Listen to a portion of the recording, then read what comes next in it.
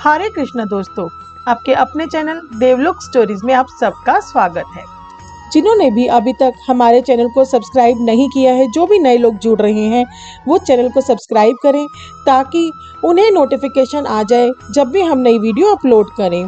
आप हमारी वीडियोस को लाइक करें, शेयर करें और कमेंट भी करें ताकि हमारा हौसला बढ़ता रहे। आइए बिना देरी किए आज का अध्याय स्टार्ट करते हैं। रंभा व्रत वर्णन महात्म्य। ऋषि कहने लगे कि हे स्कंद जी, स्त्रियां सौभाग्य के लिए ज्येष्ठ मास में कौन सा व्रत करें और क्या दान करें, सो आप कृपया करके कहिए। स्कंद जी बोले कि किसी समय कैलाश पर्वत पर भगवान शिव जी सुख से बैठे थे।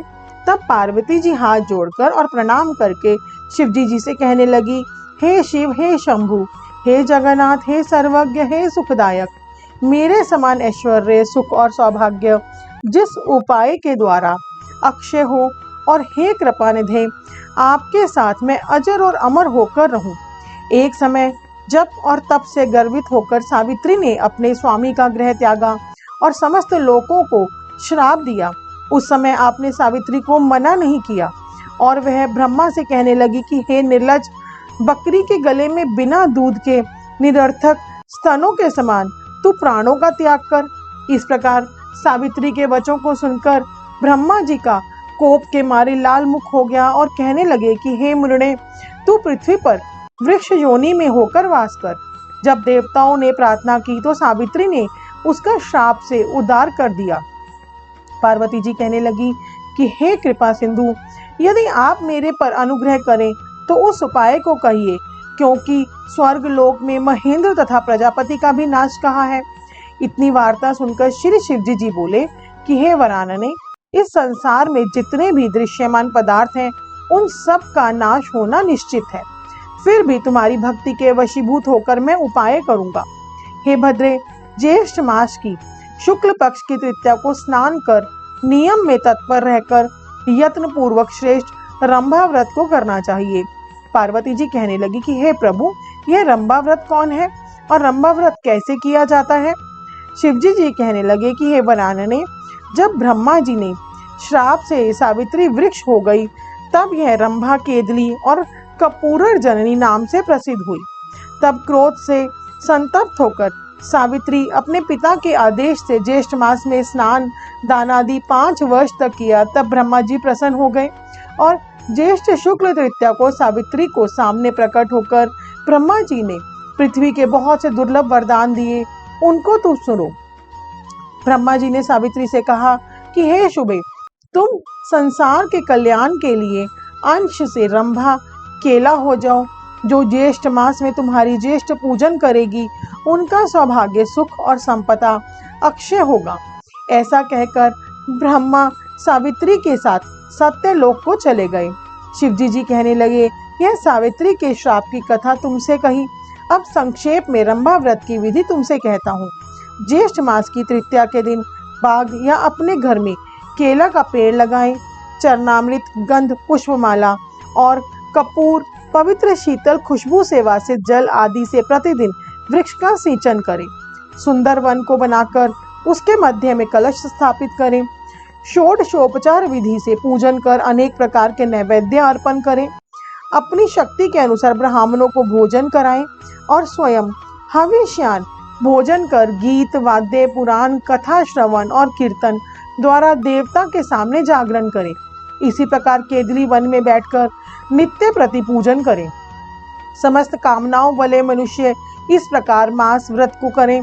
जब 1 मास पूर्ण हो जाए तो आचार्य को बहुत सा दान देकर दूध वाली गौ का दान दें तथा शक्ति हवन कराकर ब्राह्मणों को भूयसी दक्षिणा देवें और अपनी शक्ति के अनुसार शर्करा युक्त खीर से ब्राह्मणों को भोजन कराएं। इसके बाद विसर्जन कर पारण करें और प्राणियों को बहुत सा अन्न दान दें। शिवजी जी पार्वती जी से कहने लगे कि भद्रे, पहले तुमने मुझको प्रसन्न किया था, इसी से यह सब रहस्य मैंने तुमको बतलाया है। इस व्रत को यत्न पूर्वक करो, तुमको शाश्वत फल मिलेगा। प्रथम सूर्य पुत्र के विग्रह से जगदीश्वर ने इस व्रत को गुप्त रखा था। उस पवित्र व्रत को जगत के गुरु श्री शंकर भगवान ने दीनों पर कृपा कर श्री पार्वती से कहा, आज सूर्य महिमा में आप सुनेंगे रथ यात्रा में विघ्न होने पर एवं गोचर में दुष्ट ग्रहों के आ जाने पर शांति का विधान और तिल की महिमा। भगवान रुद्र ने पूछा, ब्रह्मा जी आप पुनः रथ यात्रा का वर्णन करें। ब्रह्मा जी ने कहा, रुद्र रथ को धीरे धीरे सम मार्ग पर चलाया जाए जिससे रथ को धक्का आदि न लगने पाए। मार्ग की शुद्धि के लिए प्रथम प्रतिहार और दंडनायक उस मार्ग में जाए। पिंगल, रक्षक, द्वारक, दिंडी तथा लेखक ये भी रथ के साथ साथ चले। इतनी सतर्कता और कुशलता से रथ को ले जाया जाए कि रथ का कोई भी अंग भंग न हो। रथ का ईशादंड टूटने पर ब्राह्मणों को, अक्ष टूटने पर क्षत्रियों को, तुला टूटने पर वैश्यों को, शैया के टूटने पर शूद्रों को भय होता है। युग के भंग से अनावृष्टि, पीठ के भंग से प्रजा को भय, रथ का चक्र टूटने से शत्रु सेना का आगमन, ध्वजा के गिरने से राजभंग तथा प्रतिमा खंडित होने से राजा की मृत्यु होती है। छत्र के टूटने पर युवराज की मृत्यु होती है।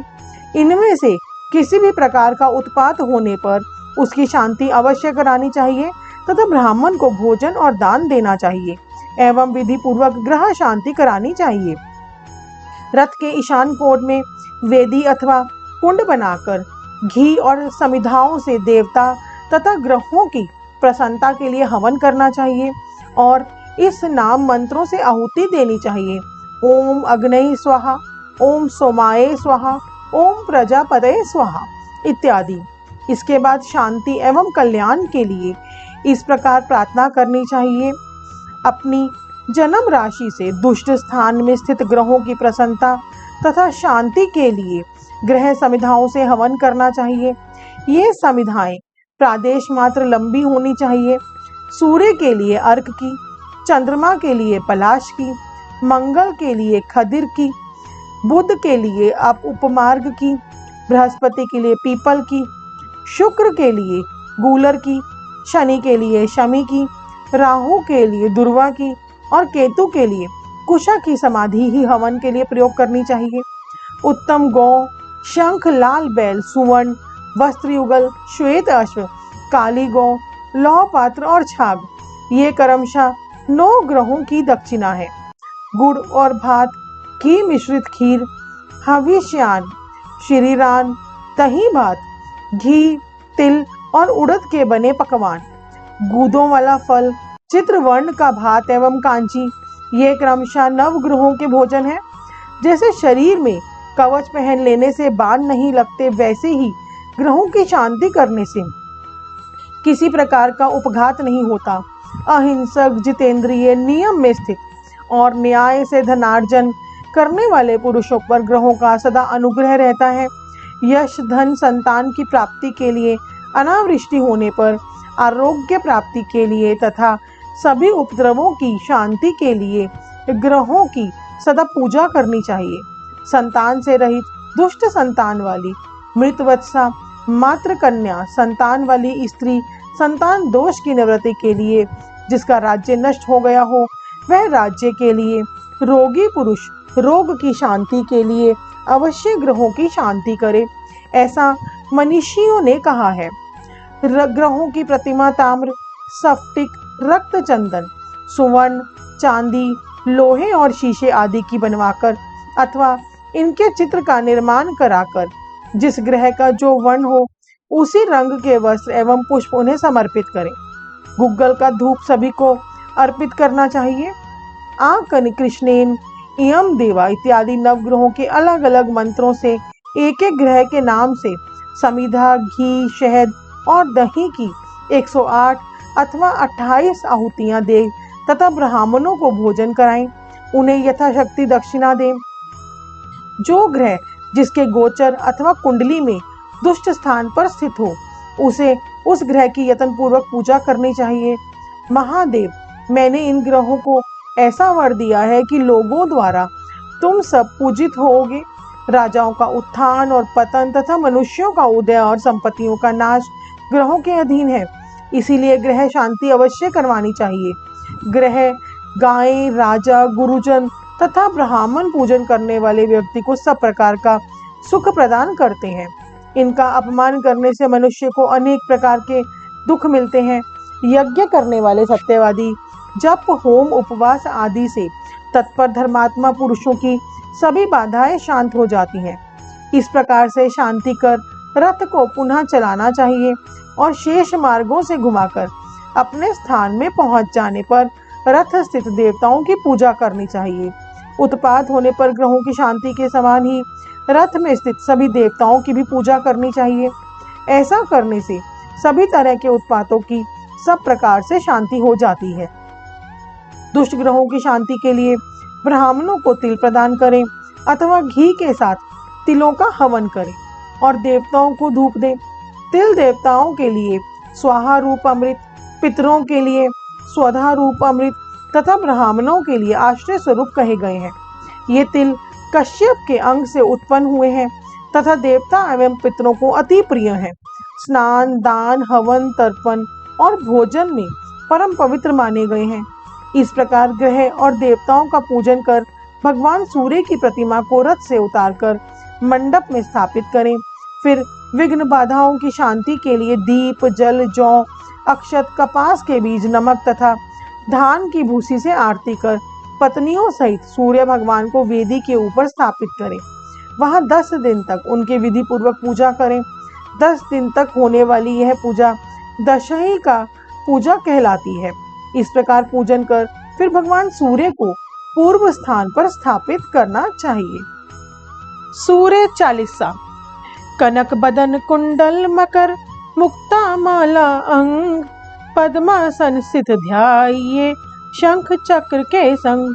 जय सविता जय जयति दिवाकर, सत्रहांशु सप्ताक्ष तिमिरहर, भानु पतंग मरीचि भास्कर, सविता हंस सुनुर्विभाकर, विवस्वान आदित्य विकर्तन, मार्तंड हरि रूप विरोचन, अंबर मणि खग रवि कहलाते, वेद हिरण्य गर्भ कह गाते।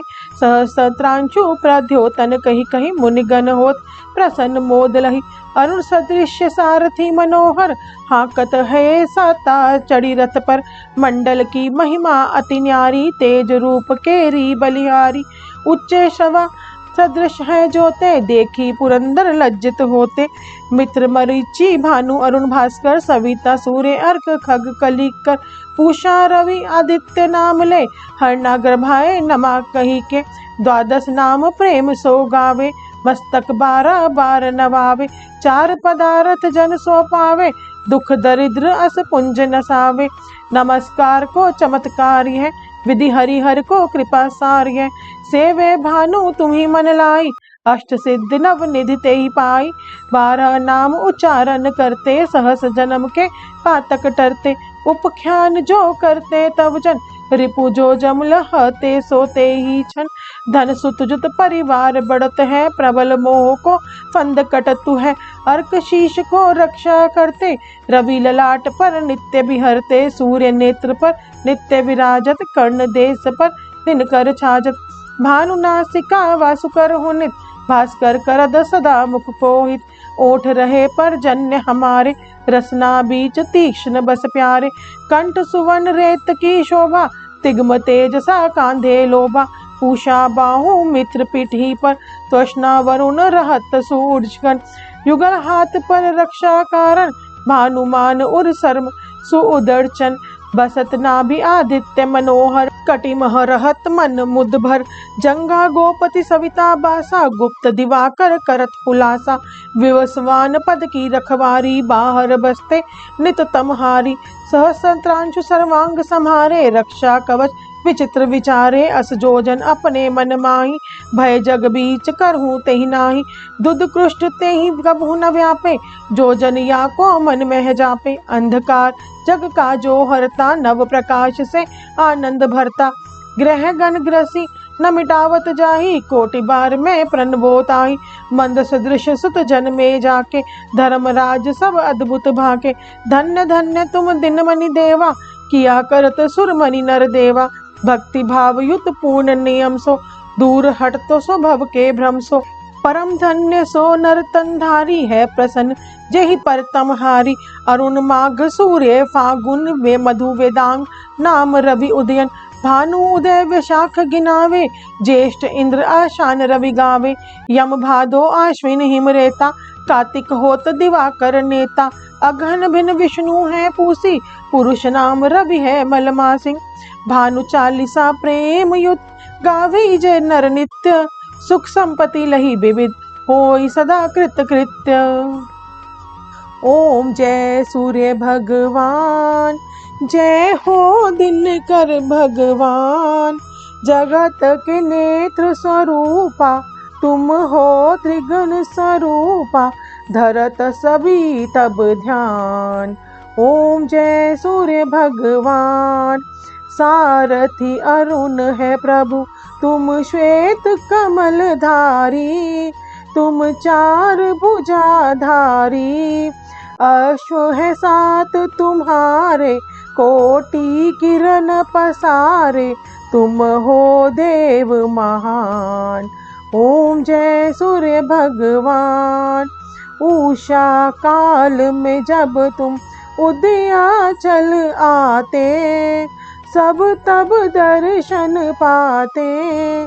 फैलाते उजियारा, जागता तब जग सारा। करे सब तब गुणगान, ओम जय सूर्य भगवान। संध्या में भुवनेश्वर अस्ताचल जाते, गोधन तब घर आते। गोधूली बेला में हर घर हर आंगन में, हो तब महिमा गान। ओम जय सूर्य भगवान। देव दनुज नर नारी, ऋषि मुनिवर भजते। आदित्य हृदय जपते, स्रोत ये मंगलकारी। इसकी है रचना न्यारी, दे नव जीवन दान। ओम जय सूर्य भगवान। तुम हो त्रिकाल रचयिता, तुम जग के आधार। महिमा तप अपरम पार, प्राणों का सिंचन करके भक्तों को अपने देते।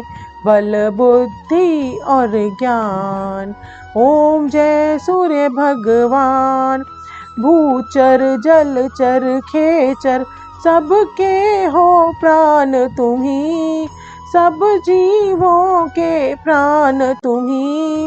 वेद पुराण बखाने, धर्म सभी तुम्हें माने। तुम ही सर्वशक्तिमान, ओम जय सूर्य भगवान। पूजन करती दिशाएं, पूजे दश दिक्पाल। तुम भुवनों के प्रतिपाल, ऋतुएं तुम्हारी दासी। तुम शाश्वत अविनाशी, शुभकारी अंशुमान। ओम जय सूर्य भगवान, ओम जय सूर्य भगवान। जय हो दिनकर भगवान। जगत के नेत्र स्वरूपा, तुम हो त्रिगुण स्वरूपा। धरत सभी तब ध्यान, ओम जय सूर्य भगवान। दोस्तों, उम्मीद है आपको ये वीडियो पसंद आई होगी।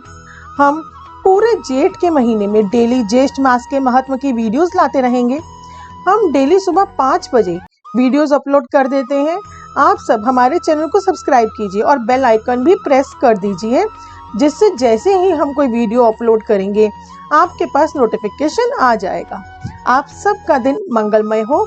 धन्यवाद दोस्तों।